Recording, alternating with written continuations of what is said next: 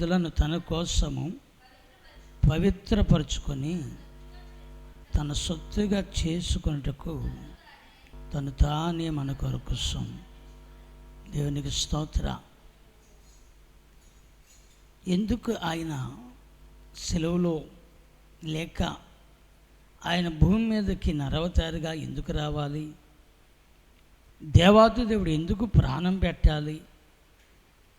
ఆయన ఎందుకు శ్రమపరచబడాలి అని చూస్తే,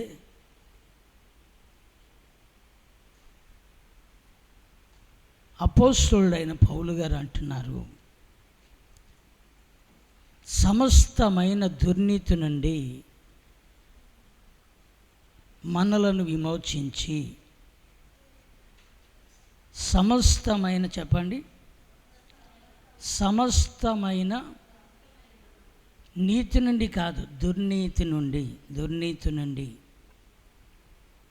మనలను విమోచించి 2 సత్క్రియల యందు ఆసక్తి గల ప్రజలను తన కోసం పవిత్రపరుచుకొని తన సొత్తుగా చేసుకున్నట్టుకు తను తానే మనందరి కొరకు అర్పించుకున్నాడట. ఆమెను చెప్పండి. అంటే మనుషుల్లో ఏమి లేవు, మనుషులలో మంచి క్రియలు లేవు అని అర్థం, మనుషులలో నీతి లేదు అని అర్థం. మనుషుల నీతి అంతా కూడా మురికిగొడ్డలాగా ఉందని,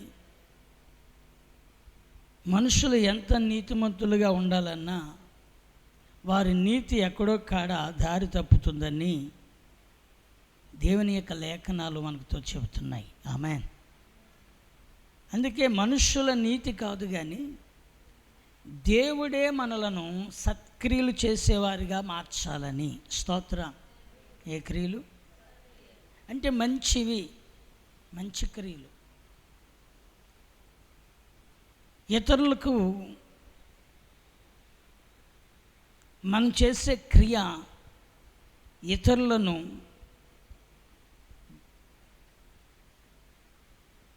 దేవుని నామం మహిమపరచడానికి మన ద్వారా, మన యొక్క నడవడిక ద్వారా, మనం చేసే పనుల ద్వారా కూడా దేవునికి మహిమ తెచ్చేవారుగా గుర్తింపు పొందాలి. ఆమేన్.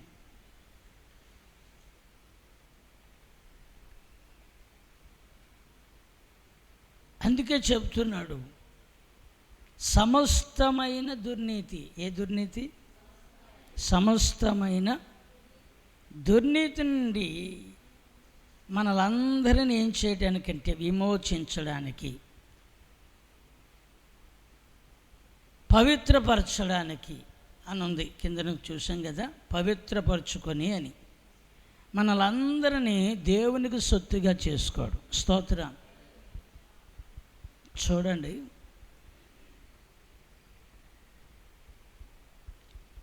కొత్త బంగారం కొనుక్కున్నాం. ఇంకా కొత్తగా ఏం కొనుక్కున్నాం? బంగారం కొనుక్కున్నాం. ఆ బంగారం కొనుక్కున్న దానిని మన దగ్గర కూడా కొంత పాత బంగారం ఉంది. ఏ బంగారం? పాత బంగారం ఉంది.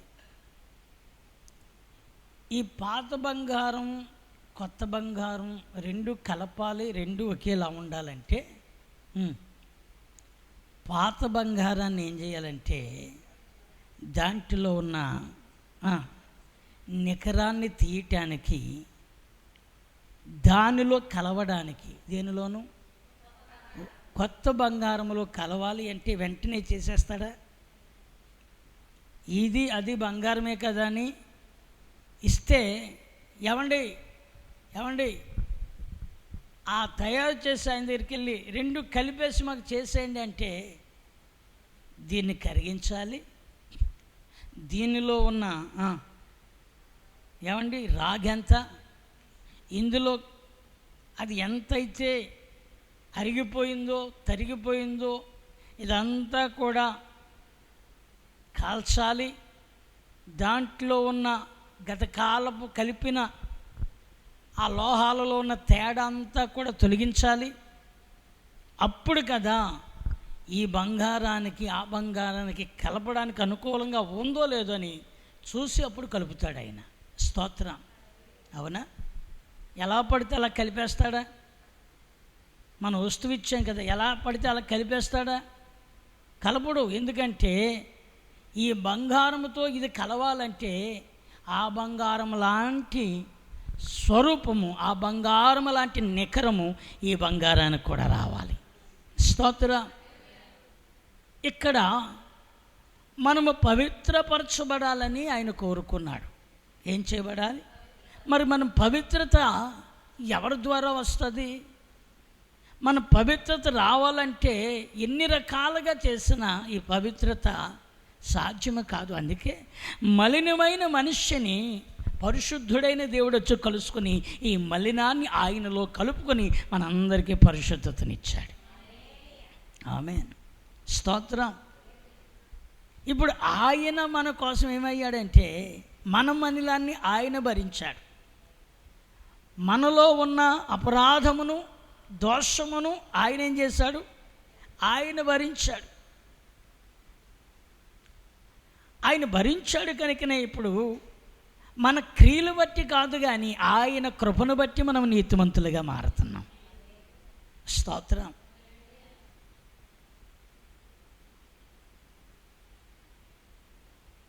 ఆయన కృపను బట్టే, ఆయన ప్రేమించడం ద్వారా మనకి ఈ యొక్క కృప దొరికింది. ఆయన మనల్ని ప్రేమించి కరుణించడం ద్వారా ఈ విమోచన దొరికింది. ఆయన ప్రేమించి ప్రాణం పెట్టడం ద్వారా మనందరికీ కూడా ఆయన యొక్క నీతిలో మనము కప్పబడ్డానికి మన మీద ఒక ఉన్నతమైన బంగారపు పోతును ఆయన ధరింపజేశాడు. స్తోత్ర.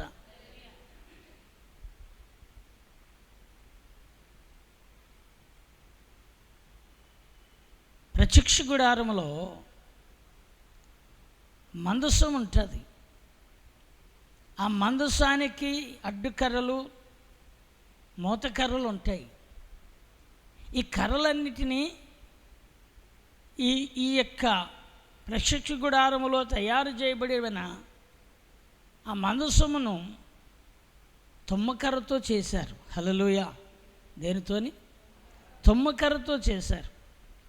కానీ ఆ గుడారంలోకి వెళ్ళి లేకపోతే ఆ మందసాన్ని చూస్తే అంతా బంగారమే ఉంటుంది.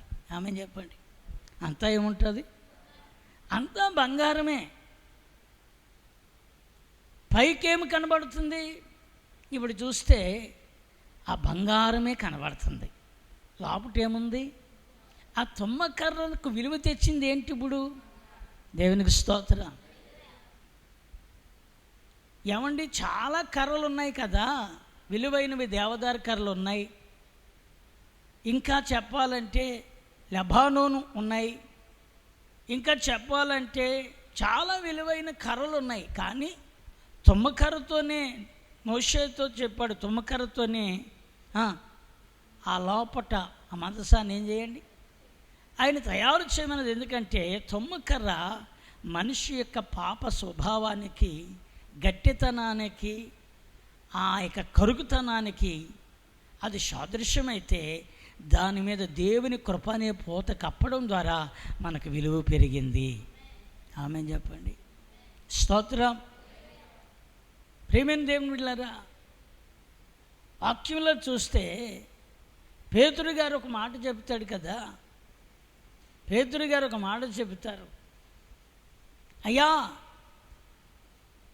నేను పాపిని, నేను యోగ్యుడిని కాదు, అయ్యా నన్ను విడిచి వెళ్ళిపో, నేను తగినవాడును కాదు అని అంటాడు. ఎక్కడ? మీరు గుర్తు చేసుకుంటే ఎక్కడన్నా మాట అది? ఎక్కడన్నమాట? మీరు వాక్యంలో గుర్తు చేసుకుంటే ఎక్కడన్నమాట తెలుసా? ఆయన ధోనిలోకి ఎక్కిన తర్వాత రాత్రంతా చేపలు బట్టి ప్రయాసపడిన తర్వాత ఒక్క చేప అయినా పడలేదు కనుక ఇప్పుడు ప్రభు ఆ యొక్క స్థలములో, ఆ గలిలయ సముద్ర ప్రాంతములో సీమోను పేతురు అనబడి ఆయన ధోనెక్కి ఆయన ఇప్పుడు చెబుతున్న మాట, నీ ధోనిని కొంచెం లోతుకు ఏం చెయ్యి, నడిపించి ఇప్పుడు నీ వలను వేయుము అని చెప్పిన తర్వాత ఆయన విస్తారమైన చేపలు పట్టిన అనుభవం అతడు చూశాడు. దేనికి స్తోత్ర, హల్లెలూయా. ఏం పట్టాడట? మీరు ఆ లోకాసు వార్త 5వ అధ్యాయంలో ఎప్పుడైతే చేపలు నిండుగా పడ్డాయో, ఎప్పుడైతే విస్తారమైన చేపలు పడ్డాయో 8వ వచనంలో అంటాడు, ఇదిగో సీమోను పేతురు దగ్గర చూచి యేసయ్య ఎదుట సాగిలపడి, ప్రభువా నన్ను విడిచిపో, అది నేనేమై ఉన్నాను అంటే, పేతురు అర్థం చేసుకున్నది ఏంటి అక్కడనంటే, ఈయనతో ఉండడానికి నేను సరిపోతానా? అర్థమైందా? ఇలాంటి ఆయనతో నేను ఉండడానికి నేను ఎంతటి వాడును, ఇలాంటి ఆయన నా ధోనిలోకి ఎక్కాడు అంటే అసలు నేను ఎలాంటి యోగ్యత నాలో లేదు. అందుకని అంటున్నాడు, చేపలను పక్కన పెడేసి ప్రభువుతో చెప్తున్నాడు, నేనేమై ఉన్నాను, యేసు ఎదుటి మోకాల్లోని, ప్రభువా నన్ను విడిచిపో, నేను పాపాత్ముడినని చెప్పాను. నేను పాపాత్ముడినని. ఏమండి, పేతురుకి తెలిసింది ఆయన యొక్కతో సహవాసం, ఆయన లాంటి ఆయన దగ్గర ఉండడానికి నేను యోగ్యుడును. కానీ ప్రభు అంటాడు, ఇక మీదట నేను యోగ్యునిగా మారుస్తాను. అందుకే కొంచెం మీరు ఇంకా కొస్త భయపడుకోము, ఎప్పటి నుండి నువ్వు మనుషులను పట్టువాడివై ఎందువని సీమోనుతో చెప్పాను. దేవునికి స్తోత్రం. అక్కడుంది, వారు ధోనులను దరికి చేర్చి సమస్తమును విడిచిపెట్టి ఆయనను వెంబడించిరి. ఆమేన్. యేసుప్రభు చెప్పారు, మీరు ఉండడానికి యోగ్యులను కాదని మీరు అనుకుంటున్నారు, కానీ నేను మిమ్మల్ని యోగ్యులుగా చేయడానికి వచ్చాను. యేసయ్య ఎందుకు వచ్చాడు మనకని? ఇప్పుడు చెప్పండి, ఆయన ఎందుకు ప్రాణం పెట్టాడు, ఎందుకు రక్తం చిందించాడు, ఎందుకు తను తాను తగ్గించుకొని తన మహిమను మార్చుకున్నాడంటే, అయోగ్యులనైన మనలను సమస్త దుర్నీతి నుండి విడిపించి, దేని నుండి? సమస్త తీతుపత్రికలో మాట మర్చిపోవద్దు, సమస్త దుర్నీతి నుండి విడిపించి సత్క్రియలకు ఎందు ఆసక్తి కలిగిన వారుగా, ఇదిగో తన కోసం ఒక మంచి కార్యాలు చేసేవారిగా, మంచి జీవితం జీవించేవారిగా, ఆయనను మహిమపరిచే రీతిగా వారు పరిశుద్ధతను ధరించుకొని సత్క్రియలు చేసేవారిగా ఉండాలని వారి కోసం ఆయన తను తానే మన కోసం అర్పించుకున్నాడు. ఆమెను చెప్పండి. అర్థమవుతుందండి? మరి ప్రభువు నమ్ముకున్న తర్వాత మన పాత రోత బ్రతుకు ఉండకూడదు, ఇంకా పాత జీవితం, ఇంకా లోకస్తుల్లాగే మాట్లాడడం, దేవుని ఎరగిన వారిలాగే ఉండడం, దేవుని ఎరగిన వారుగానే మనము ఆలోచించడం, వారితోనే ఎక్కువగా సంబంధాలు కలుపుకోవడం, వారితోనే ఎక్కువగా ప్రయాణం చేయడం. నేను ఎందుకు ఈ మాట చెప్తున్నానంటే, లోకంలో ఉన్న మనము ఓ ప్రత్యేకమైన రీతిగా ఆయన కోసం సత్క్రియలు చేసేవారిగా కనబడాలి. స్తోత్రం. శ్రమలు వస్తాయి, ఇబ్బందులు వస్తాయి, నష్టం వస్తుంది, కరువు వస్తుంది, నిందలు వస్తాయి. మనము కృంగిపోయేవారంగా కాదు, కానీ ప్రతి విషయంలో కూడా దేవుని చిత్తానికి మనం ఏం చేయాలంటే విధేయత కలిగిన వారముగా మారాలి. ప్రతి విషయంలో మనం విధేయత కలిగిన వారముగా మారాలి.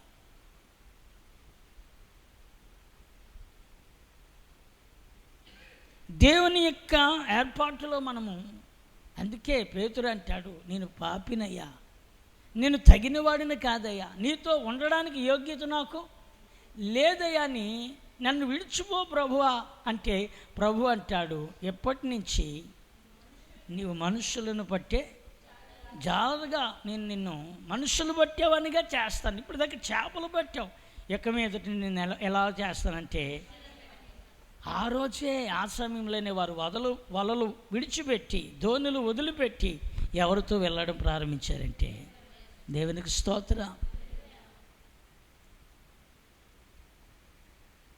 అందుకే కదా పేతురు గారు ఒక దినాన్ని శృంగారమైన దేవాలయం దగ్గరికి పేతురు యోహానులు వెళుతున్నప్పుడు ఆ మెట్ల మీద పుట్టినది మొదలుకొని కాలు చేతులు గలవాడా కుంటివాడా, ఏమండి ఎవరక్కడున్నారు? యోహాను సువార్త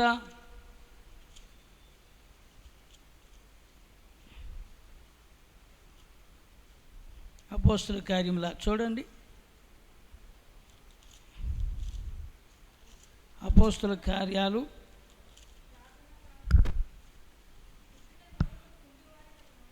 6